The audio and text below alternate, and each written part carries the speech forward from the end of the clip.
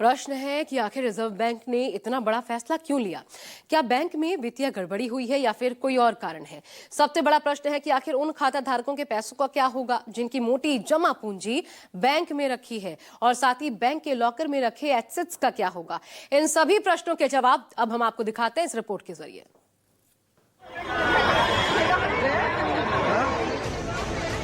RBI के action से new India cooperative bank के ग्राहक सदमे में 70 साल के लाईबेन पोपटलाल पंचाल भी उन्हीं ग्राहकों में से एक हैं। वो 50 साल से बैंक में खाता धारक है, लेकिन शुक्रवार सुबह जब वो अंधेरी बैंक के ब्रांच पहुंची तो उनके होश उड़ गए। उनके घर में कमाने वाला कोई नहीं। अब रो रो कर उनका बुरा हाल है। अब हमारा कोई कमाने वाला नहीं, लड़की है, इसकी माँ आती कहते छोड़ के भाग गई सर। तो शादी करने का पैसा जमा रखा है, शादी करने का पैसा रखा। तो बैंक वाले से बात किया, कुछ बातचीत हुई? बंद सर के किधर जाने का मेरा बंद तो बंद सर। कितने सालों से वो अकाउंट है आपका? है 50 साल से। आपकी उम्र क्या है? मैं 70। आरबीआई ने जो नोटिस जारी किया है उसके मुताबिक 13 फरवरी 2025 से न्यू इंडिया कोऑपरेटिव बैंक कोई भी नया लोन नहीं देगा, पुराने लोन को भी रिन्यू नहीं कर सकेगा, नए निवेश या नई जमा राशि भी स्वीकार नहीं करेगा, किसी भी तरह की पेमेंट भी नहीं कर पाएगा, यहां तक कि अपनी कोई संपत्ति भी नहीं बेच पाएगा। न्यू इंडिया कोऑपरेटिव बैंक पर आरबीआई ये पाबंदी 13 फरवरी 2025 से शुरू होकर अगले 6 महीने तक लागू रहेगी।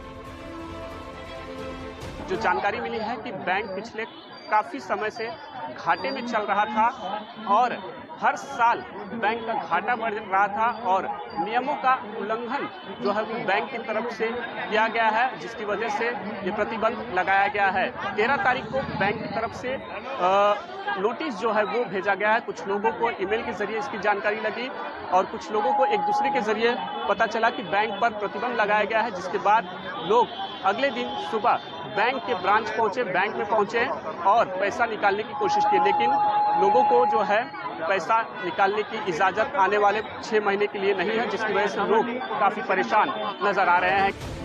सबसे बड़ा प्रश्न है कि आखिर आरबीआई ने ये कदम उठाया क्यों है, बैंक पर क्यों लगा बैन। दरअसल न्यू इंडिया कोऑपरेटिव बैंक घाटे में 31 मार्च 2024 तक बैंक 22.7 करोड़ के घाटे में था। 31 मार्च 2024 तक बैंक पर 245.96 करोड़ की उधारी है, जबकि बैंक के पास कुल जमा 2436.36 करोड़ रुपए, इसमें चालू खाते में 103 करोड़, बचत खाते में 681 करोड़ और अवधि और टर्म डिपॉजिट के रूप में 1652 करोड़ रुपए। रिजर्व बैंक को न्यू इंडिया कोऑपरेटिव बैंक में बड़ी वित्तीय अनियमितता के बारे में पता चला। इसके बाद ही आरबीआई ने ये कदम उठाया।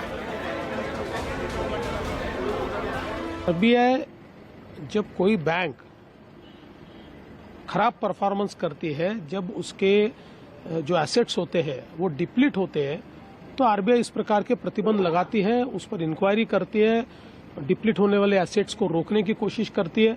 अभी मेरे पास इसकी पूरी जानकारी नहीं है, लेकिन इसकी जो प्राथमिक जानकारी है उसके आधार पर मैं कहना चाहता हूं कि निश्चित रूप से आरबीआई ने जो कार्रवाई की है वो सोच समझ कर ही की। आरबीआई की कोशिश के बाद भी अगर बैंक डूब जाता है तो उन ग्राहकों का क्या होगा जिनका पैसा इस बैंक में डूबा है। तो उनके लिए आरबीआई ने एक राहत दी है। जिन लोगों का पैसा इस बैंक में जमा है उन्हें डिपॉजिट इंश्योरेंस स्कीम के तहत 5 लाख रुपए तक का बीमा दिया जाएगा, यानी अगर बैंक डूब भी जाता है तो भी आपको 5 लाख रुपए तक वापस मिल जाएंगे। आरबीआई के अनुसार मार्च 2024 के आखिर तक इस बैंक में कुल 2436 करोड़ रुपए जमा थे। आरबीआई के पाबंदी के बाद महाराष्ट्र के कई जिलों में न्यू इंडिया बैंक के ग्राहक परेशान हैं।